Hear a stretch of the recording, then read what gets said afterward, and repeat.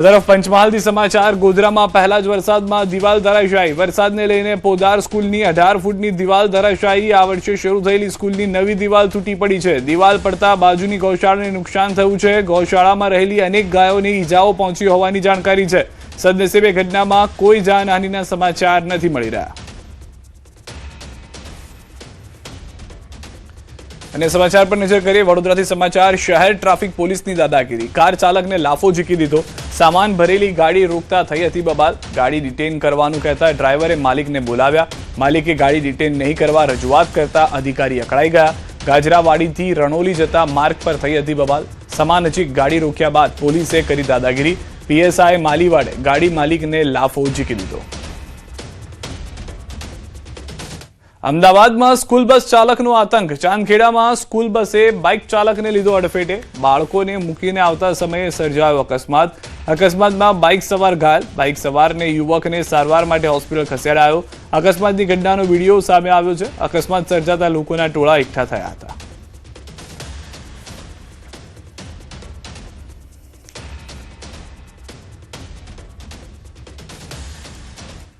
આરઆઈએલની 49મી એજીએમમાં અનંત અંબાણીની જાહેરાત જામનગરમાં વિશ્વની પ્રથમ સ્વાયત્ત રિફાઇનરી બનશે સ્વસંચાલિત રિફાઇનરી બનાવવાની જાહેરાત એઆઈના કારણે ઉત્પાદન નવી ઊંચાઈએ પહોંચશે તો આ એવી રિફાઇનરી હશે કે જે ઓટોમેટેડ હશે Building on these digital foundations, we are progressing towards operating Jamnagar as the world's first end-to-end autonomous refinery. An industrial milestone that will define the next era of global refining.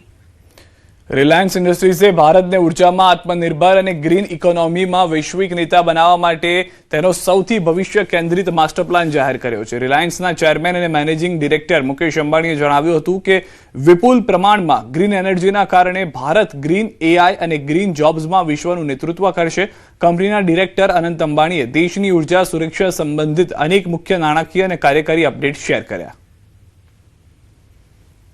Our new energy business has entered the phase of accelerated commissioning and early revenues. The integrated solar manufacturing and our advanced battery platform will achieve one of the world's lowest cost of RTC green power. It will also enable the world's most competitive green hydrogen and green chemicals ecosystem. 200,000, that is the number of green jobs we expect to create through the Giga Complex and the Kutch Solar Farm combined. 200,000 Indians, engineers, technicians, operators, construction workers, farmers and entrepreneurs whose livelihoods will be built on clean energy. The clean energy transition will be an engine of inclusive prosperity. It will create jobs, reduce import dependence, boost exports, lower energy costs for every Indian home and every Indian factory, and fulfill our obligation to save Bhumata.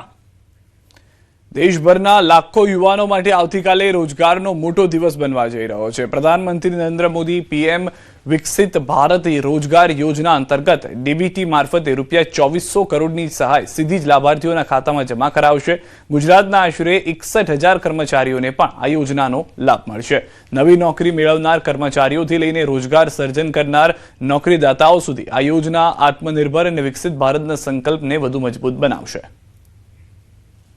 प्रधानमंत्री विकसित भारत रोजगार योजना भारत सरकार की एक flagship scheme है जो honourable prime minister Shri Narendra Modi के डायनेमिक लीडरशिप में अगस्त 2025 में लॉन्च की गई है यह स्कीम का अवधि जो है 2 साल का है यह scheme employment generation formalisation of employment को प्रमोट करने के लिए लॉन्च की गई है ઝારખંડથી સતત ત્રીજી વખત રાજ્યસભાની ચૂંટણી જીત્યા બાદ પરિમલ નથવાણીએ ન્યૂઝ 18 સાથે કરી વાતચીતમાં ઝારખંડના વિવિધ સ્થાનિક મુદ્દાઓ વિકાસલક્ષી કાર્યો વાઘની વસ્તી વધારવા રમતોને પ્રોત્સાહન સહિતના મુદ્દાઓ પર પરિમલ નથવાણીએ ભાર મૂક્યો સાથે જ પ્રધાનમંત્રી નરેન્દ્ર મોદી અમિત શાહ અને રાજ્ય નેતૃત્વનો આભાર માન્યો नवनिर्वाचित राज्यसभा के सांसद परिमल नथवाणी हमारे साथ हैं नथवाणी जी सबसे पहले आपको शुभकामनाएं आपने जीत दर्ज की और तीसरी बार निर्दलीय सांसद के तौर पे आपको झारखंड में जीत मिली है। एक बार आप आंध्र प्रदेश से भी जीते हैं और आपको सभी दलों का समर्थन मिला है। ये कहा जा रहा था कि एनडीए के पास नंबर गेम में एनडीए पीछे छूट जाएगी, लेकिन आपको फर्स्ट प्रेफरेंस के ही 28 वोट मिले। जी देखिए, मैंने सभी लोगों को रिक्वेस्ट किया था कि मेरा काम करके मैंने जो काम किया है जो 2008 और 2014 में, तो लोगों ने देखा था कि मैंने अच्छे चीज़ें यहाँ पे करवाई थी,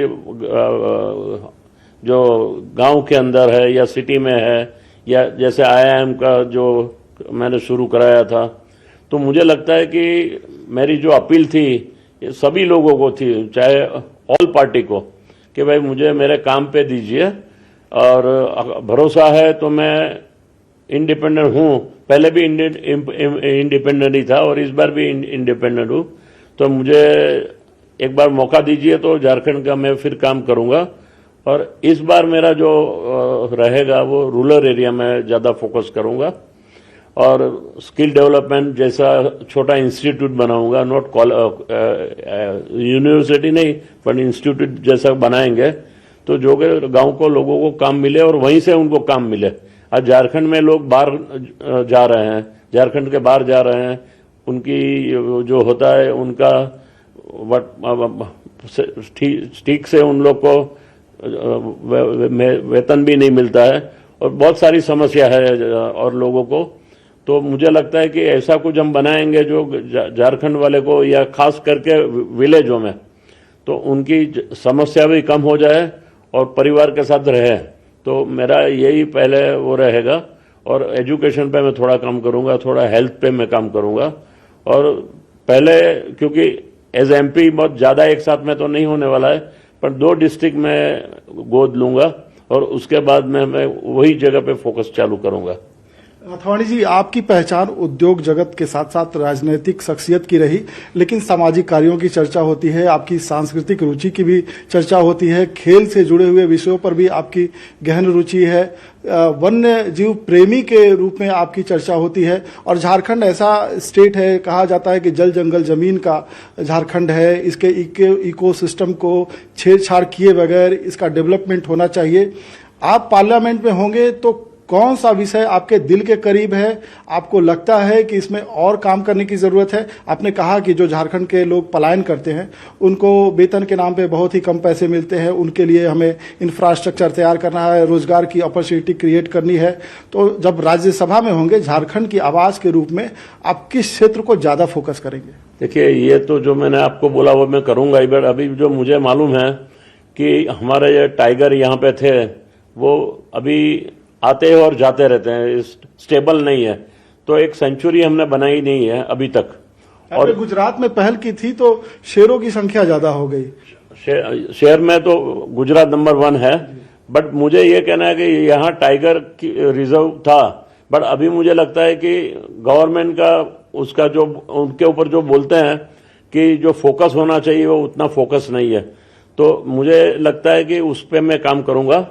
और मिस्टर आर.के. आनंद करके थे जो ये वाइल्ड लाइफ का काम देखते हैं, उनसे आज सुबह में ही मेरी बात हुई है और सरजू राय जी से थ्रू बात हुई थी। और दूसरा है यहाँ जो मुझे लगता है कि बहुत पहले एलिफेंट बहुत थे, और अगर मैं गलत नहीं हूं तो अभी 500 से ज्यादा एलिफेंट नहीं है। झारखंड ऐसा राज्य है जहां से खेल के क्षेत्र में बरसों से जो है प्रतिभाशाली नौजवान सामने आते हैं। नक्सल की समस्या थी, वो खत्म हो गई। केंद्र सरकार और राज्य सरकार के कोऑर्डिनेशन के साथ नक्सल अब ना के बराबर है।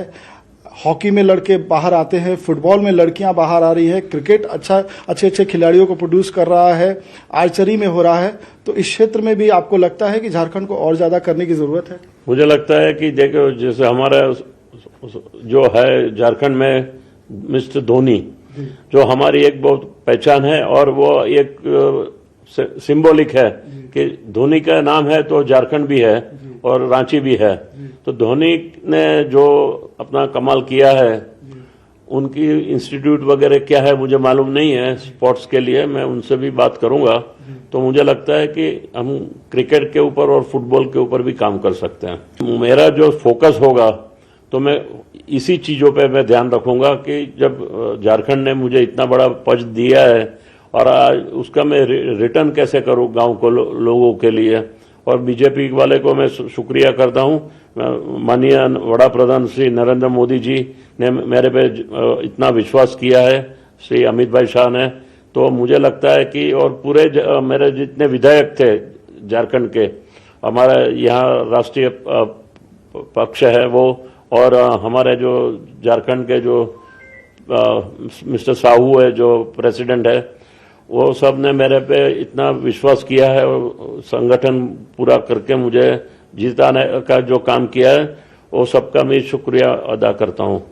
तो सीधे तौर पे परिमल नाथवानी जो नवनिर्वाचित सांसद है राज्यसभा से, और उन्होंने रिकॉर्ड भी स्थापित किया है कि निर्दलीय सांसद के तौर पे वो तीसरी बार राज्यसभा में जाएंगे, झारखंड का प्रतिनिधित्व करेंगे। उन्होंने कहा कि झारखंड में कई ऐसे विषय हैं जो उनके दिल के करीब है, पहले से भी वो करते आ रहे हैं।